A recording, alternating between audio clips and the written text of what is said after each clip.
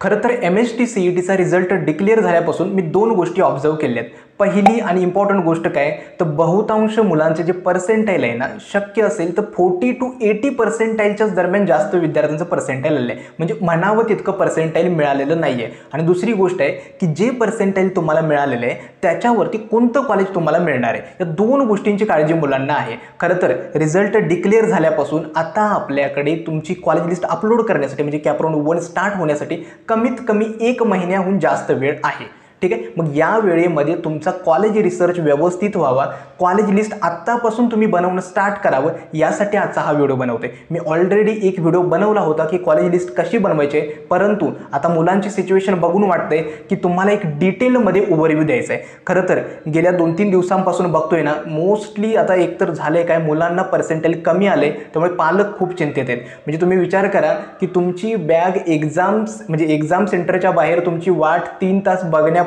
ते तुम्हाला इंजिनिअरिंगच्या कॉलेजमध्ये ॲडमिशन घेईपर्यंत या सगळ्या पालकांचा जीव आहे ना, नक्कीच म्हणजे सगळेच पालक काळजीत आहे. आता लिटरली गेल्या 3 दिवसांपासून बघतोय कित्येक कॉल्स आलेत, कित्येक मेसेजेस आलेत व्हॉट्सॲपवरती सुद्धा, सगळे मी मिस केले. आता तुम्ही म्हणाल की संदीप मिल्के ते रिप्लाय पण देत नाही, काउन्सिलिंगच्या इन्क्वायरीसाठी कॉल केला तो सुद्धा रिसीव्ह आहे. लिटरली बाळांनो शक्य नाही आहे प्रत्येक विद्यार्थ्यापर्यंत पोहोचणं. त्यामुळे असं नाही आहे की तुमचे कॉल्स किंवा मी येत आहेत ते इग्नोर करतोय, तुमच्या मेसेजेसला रिप्लाय देत नाही आहे, शक्य नाही आहे प्रत्येक विद्यार्थ्यापर्यंत पोहोचणं. त्यामुळे मी माझ्या व्हिडिओच्या माध्यमातून प्रत्येक विद्यार्थ्यापर्यंत माझा कंटेंट पोहोचावा यासाठी हा व्हिडिओ बनवते. आजचा जो व्हिडिओ असणार आहे, पुढच्या 1 महिन्यामध्ये तुम्हाला तुमच्या पर्सेंटाईलवरती बेस्ट कॉलेज कसं फाइंड करायचं आहे. खरं तर एक गोष्ट नेहमी लक्षात ठेवा, असं नाही आहे की कुठला काउन्सिलर तुम्हाला येईल आणि डायरेक्टली तुमच्या हातात लिस्ट देईल, तुम्हाला परफेक्ट लिस्ट देईल. तुम्हाला स्वतःहून काहीतरी मेहनत घ्यावी लागणार आहे. ठीक आहे, त्यामुळे एक गोष्ट आहे की आत्तापासून तुम्ही स्वतःहून कॉलेज रिसर्च चालू करणं हे मेन मोटिव्ह आहे.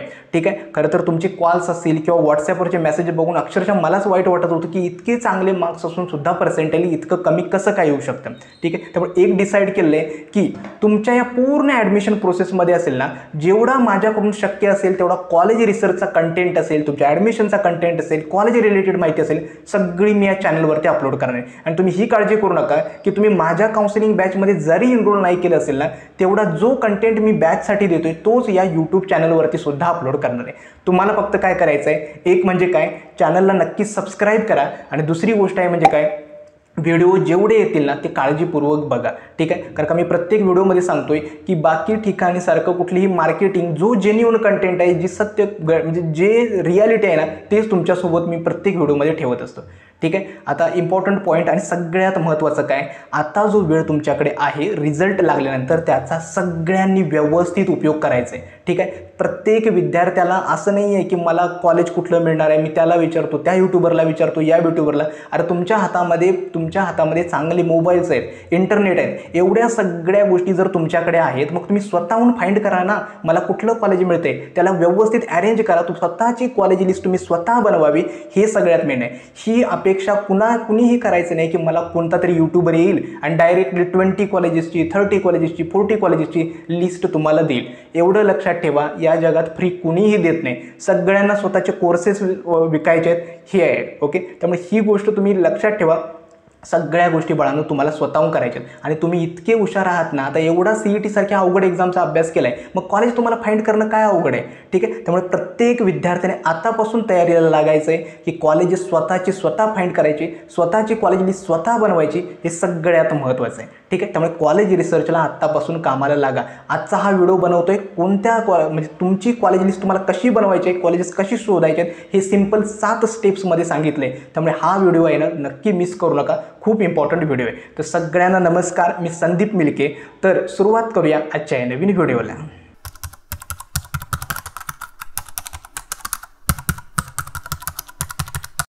ॲडमिशन रिलेटेड जेवढा कंटेंट आहे ना चॅनलवरती मी अपलोड करणारच आहे. आता ज्या मुलांना माझ्याशी पर्सनली कनेक्ट व्हायचं आहे, सगळे डाऊट्स क्लिअर करायचे आहेत, त्यांच्यासाठी बाळांनो पर्सनल काउन्सिलिंगची बॅच आहे ना, त्याचे रजिस्ट्रेशन स्टार्ट आहे. ठीक आहे, ज्या मुलांना इनरोल करायचं आहे ना, नक्की इनरोल करा. आता होतं असं की तुम्ही एन्क्वायरीसाठी कॉल्स वगैरे करता, ते बाळांनो शक्य नाही आहे एवढ्या कॉल्सला रिप्लाय देणं. त्यामुळे ज्या मुलांना काउन्सिलिंगमध्ये इनरोल करायचं आहे नक्की इनरोल करा.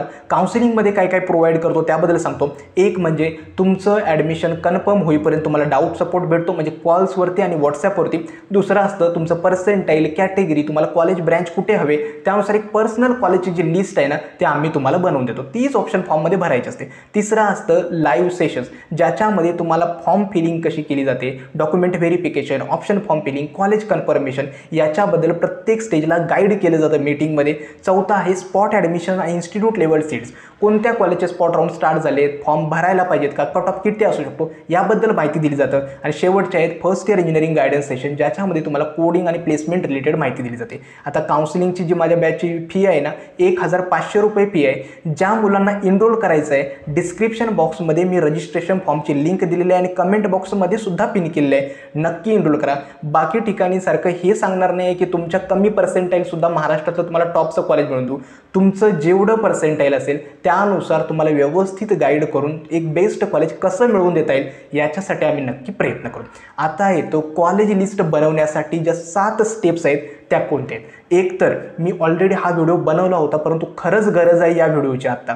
ठीक आहे, तर पहिली आणि इम्पॉर्टंट गोष्ट म्हणजे काय तर तुमचे प्रोफाईल डिटेल्स तुम्हाला माहिती हवेत. प्रोफाईल म्हणजे काय, एक तुमचं पर्सेंटाईल तुम्हाला समजलेलं आहे. दुसरं सगळ्यांची कॅटेगरी तुम्हाला माहिती आहे की माझी कॅटेगरी कोणती आहे, त्याचे डॉक्युमेंट्स रेडी आहेत की नाही. तिसरं आणि इम्पॉर्टंट म्हणजे काय तर स्पेशल कोटा काही आहे काय. भरपूर मुलांना कसं असतं माहिती नसतं की मायनॉरिटी कोटा जर असेल आपल्याकडे तर त्या मायनॉरिटी कोटासाठी सुद्धा सेपरेट कॉलेजेस आहेत. मग या कॉलेजेसची सुद्धा माहिती घेणं गरजेचं आहे. त्यामुळे पहिली आणि इम्पॉर्टंट गोष्ट तुम्ही नोट डाऊन करून ठेवायच्या. प्रत्येक विद्यार्थ्यांनी या स्टेप फॉलो करायच्यात कॉलेज लिस्ट बनवण्यासाठी, वेगळं काही नाही आहे. ठीक आहे, पहिली गोष्ट तुमचं पर्सेंटाईल, तुमची कॅटेगरी आणि तुमचं स्पेशल रिझर्वेशन काही आहे का. आता मायनॉरिटीमध्ये 2 असतात, लिंग्विस्टिक आणि रिलिजियस. काही मुलांची लिंग्विस्टिक असते, काही जणांची रिलिजियस असते. ती मायनॉरिटी आहे का, डिफेन्स कोटा आहे का, PWD आहे का, EWS आहे. EWS चेक करा, महाराष्ट्र स्टेट गव्हर्नमेंटच्या प्रोफॉर्मा 5 मध्ये मेन्शन केलेल्या फॉर्मॅटमध्येच असावा. सेंट्रल गव्हर्नमेंटचा EWS चालत नाही. ही होती पहिली स्टेज, कारण का सगळ्या गोष्टी ठरणार आहेत तुमच्या पर्सेंटाईल आणि तुमच्या कॅटेगरीवर.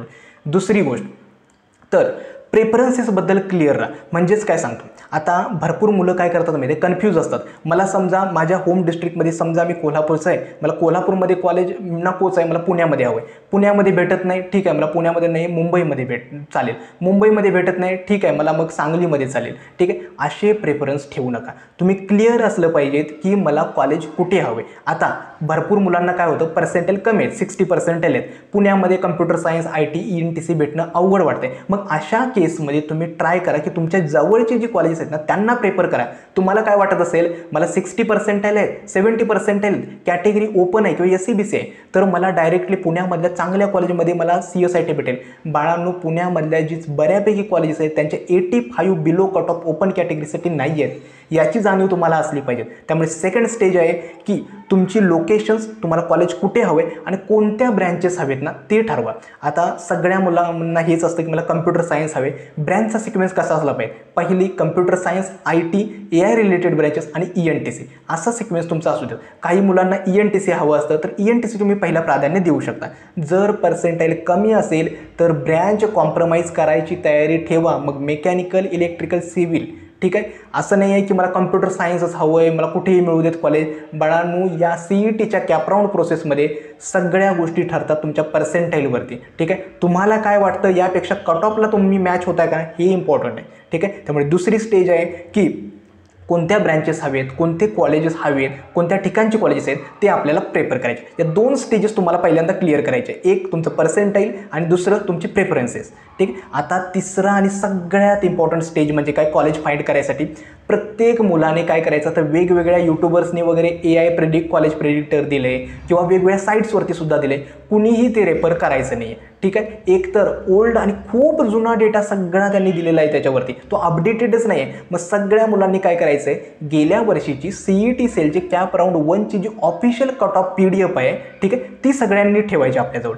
ठीक आहे, त्याच्यावरून कट ऑफ कम्पेअर करायचे आपण, बाकी कुठलंही मटेरियल यूज करायचे नाही. मग आपण काय करायचं, एकतर तुम्हाला माहिती असतं, ठीक आहे, तुमचं पर्सेंटाईल तुम्हाला माहिती आहे, ती CET सेलची ऑफिशियल PDF ओपन करायची, जेई मेन्सवरती अप्लाय करसाल तर जेई मेन्सची सुद्धा प्रेफर करायची, ठीक आहे. आणि त्या PDF मध्ये तुम्हाला जी कॉलेजेस हवेत पुण्यामधली ती सर्च करायची. त्या PDF मध्ये सर्च करणं खूप अवघड आहे, कारण का जवळजवळ ती मला वाटतं खूप मोठी PDF आहे आणि प्रत्येक कॉलेजला कोड दिलेला असतो आणि त्याच्यानंतर नाव लिहिलेलं असतं. एक कॉलेज सर्च करायला ते भेटत पण नाही. मात्र तुम्हाला एका महिन्यामध्ये बाळांनो हे काम करायचं आहे. आपल्या आईवडिलांच्या डोक्यावरचा थोडा जरी ताण हलका करता आला आहे ना, तर त्याच्यासारखी चांगली गोष्ट काही नाही आहे, ठीक आहे. त्यामुळे स्टेप नंबर 3, जी CET सेलची PDF आहे त्याच्यामध्ये काय करायचं, जी कॉलेजेस हवेत, म्हणजे उदाहरण मला पुण्यामध्ये टाकलं, सिंपल पुणे जरी टाकलं ना त्या PDF मध्ये सर्च केलं ना तरी सुद्धा पुण्यातल्या सगळी कॉलेजेस दिसतात. मग काय करायचं, आपल्या पर्सेंटाईलला जी मॅच होणारी कॉलेजेस आहेत ना ती सगळी नोट डाऊन करून ठेवायची, ठीक आहे. ही होती तिसरी स्टेज, मोस्ट इम्पॉर्टंट आहे. कट ऑफ कम्पेअर करायचं, म्हणजे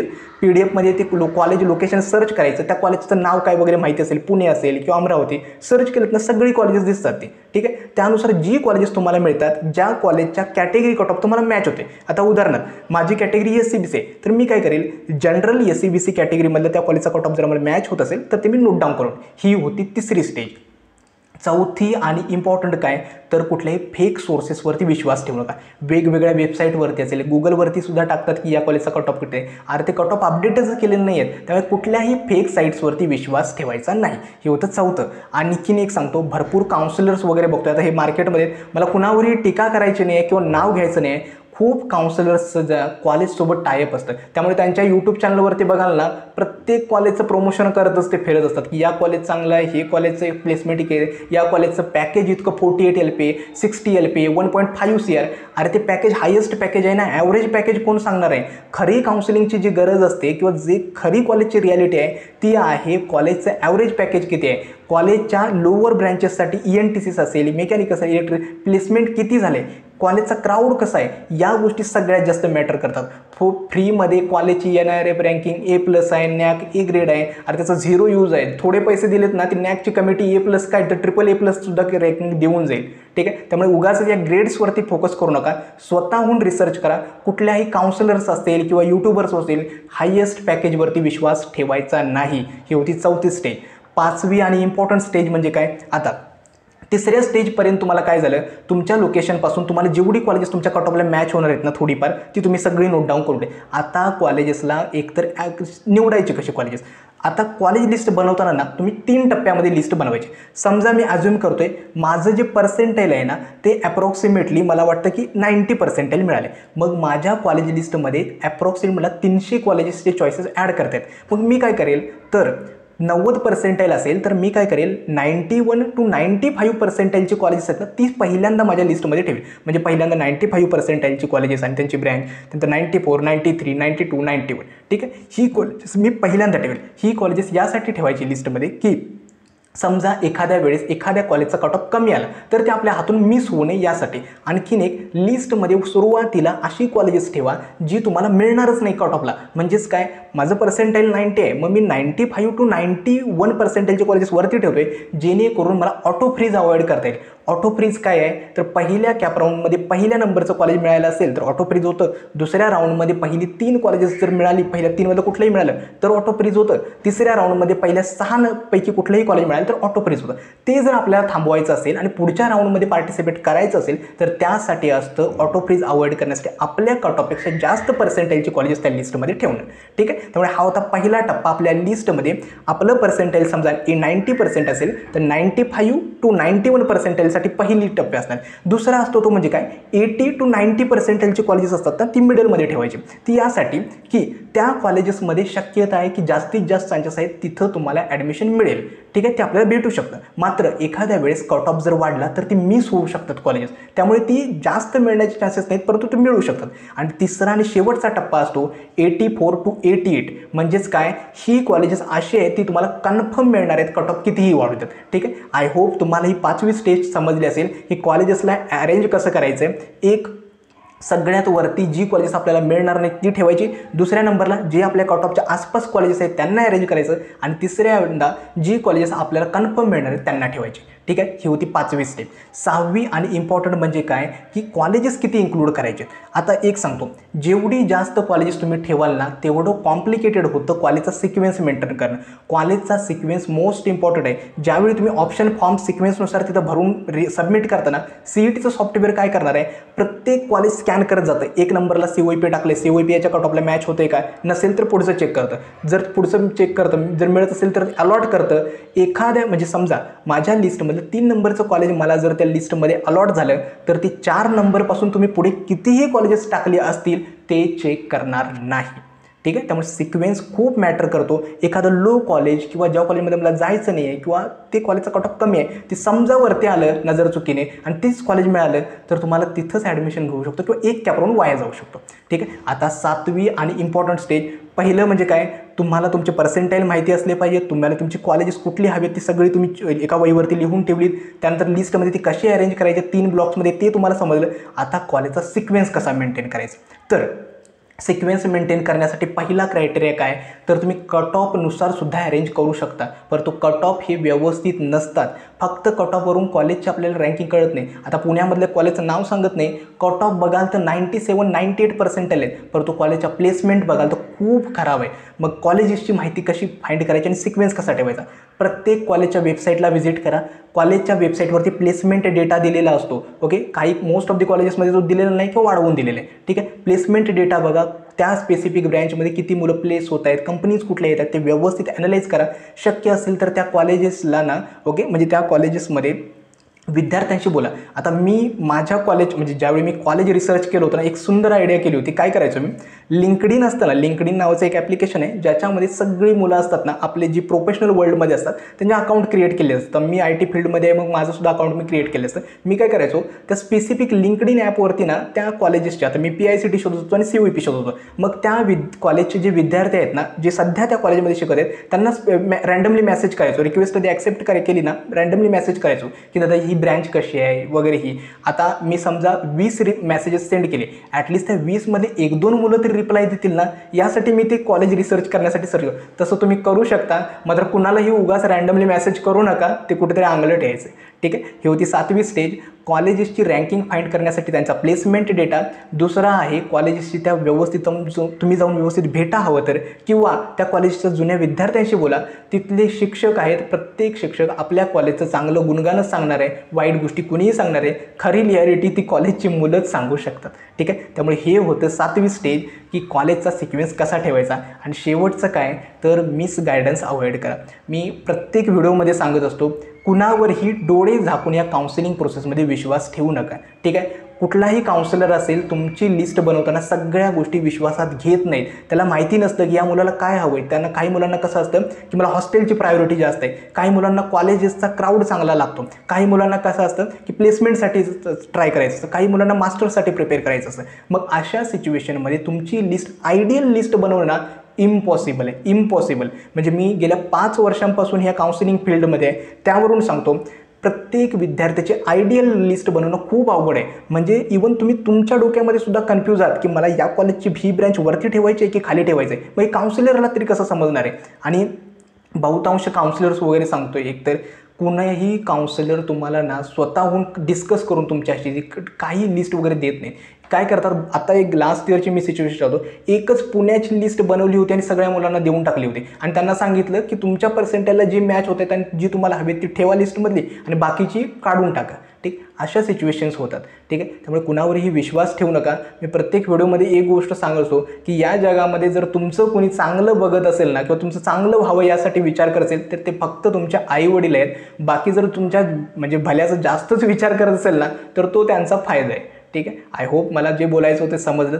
जास्त आणखीन एक खरंच मला म्हणजे मला अतिशय ती गोष्ट वाईट वाटली की गेल्या 2-3 वर्षांपासून अक्षरशः तुमचे कॉल्स येत आहेत, तुमचे मेसेजेस आहेत, लिटरली मी रिप्लाय नाही दिलेलं आहे. ठीक आहे, आणि असं नाही आहे की मी म्हणजे कुणाला इग्नोर करतोय किंवा जास्तच संदीप मिल्केला इगो आहे त्यामुळे मेसेजेस बाळून तेवढ्या सगळ्या मुलांपर्यंत पोहोचणं ना शक्य नाही आहे मला. आता माझी स्वतःची काउन्सिलिंग बॅच आहे, त्या मुलांचा त्या पालकांना वेळ द्यावा लागतो, त्यांच्या मीटिंग्समध्ये मला बिझी राहावं लागतं, त्यांच्या लिस्टवरती काम करावं लागतं. मग अशा सिच्युएशनमध्ये मी प्रत्येक मुलाला, आणि असं म्हणत नाही आहे की माझ्यासाठी माझ्याशी बोलायचं असेल तर तुम्ही माझ्याच काउन्सिलिंगमध्ये एनरोल करा आणि माझ्याशी बोला, असं काही नाही आहे. मी जो कंटेंट माझ्या पेड बॅचच्या मुलांसाठी देणार आहे तो सगळा मी यूट्यूबवरती सुद्धा फ्री अपलोड करणार आहे. ठीक आहे, त्यामुळे तुम्ही काळजी करू नका. स्वतःहून कॉलेजचा रिसर्च करा. एकमेकांना रील्स सेंड करण्यात, फालतूच्या व्हॉट्सॲपवरती मेसेज सेंड करण्यात, या गोष्टीच्या फालतू गोष्टींमध्ये वेळ वाया घालवण्यासाठी तुमची कॉलेज रिसर्चवरती फोकस करा. ठीक आहे, आपले आईवडील आपल्यासाठी किती मेहनत करत आहेत. आपल्याला 11वी 12वीच्या क्लासेसपासून तुम्हाला पर्सेंटेज कमी जरी भेटलं तरीसुद्धा त्यांनी ते ॲक्सेप्ट केलं आहे आणि तुमच्यासाठी ते मेहनत करून कॉलेजेससाठी रिसर्च करत आहेत. त्यांना काहीतरी त्यांच्या डोक्यावरचा ताण हलका करण्यासाठी स्वतःहून बाळांनो कॉलेज रिसर्च करा. ठीक आहे, आणि मला माहिती आहे प्रत्येक विद्यार्थ्यामध्ये इतकं पोटेन्शियल आहे, तुम्ही इतके हुशार आहात की स्वतःची कॉलेजेस तुम्ही स्वतः फाइंड करू शकता आणि स्वतःची लिस्टसुद्धा तुम्ही स्वतः बनवू शकता. आणि ज्यावेळी तुम्ही ती लिस्ट वगैरे बनवाल ना, नक्की सांगतो ती बेस्ट असेल कुठल्याही काउन्सिलरपेक्षा. ठीक आहे, हे मी स्वतःच्या एक्सपिरियन्सनी सांगतोय. आय होप तुम्हाला आजचा हा व्हिडिओ आवडला असेल. जास्तच मला वाटतं मी सब्जेक्टपेक्षा बाहेरचं ज्ञान तुम्हाला जास्त देतोय. असू दे, काही हरकत नाही. तर आजचा हा व्हिडिओ मी इथेच थांबवतो. चॅनलला नक्की सबस्क्राईब करा. तर आजचा हा व्हिडिओ मी इथेच थांबवतो. धन्यवाद.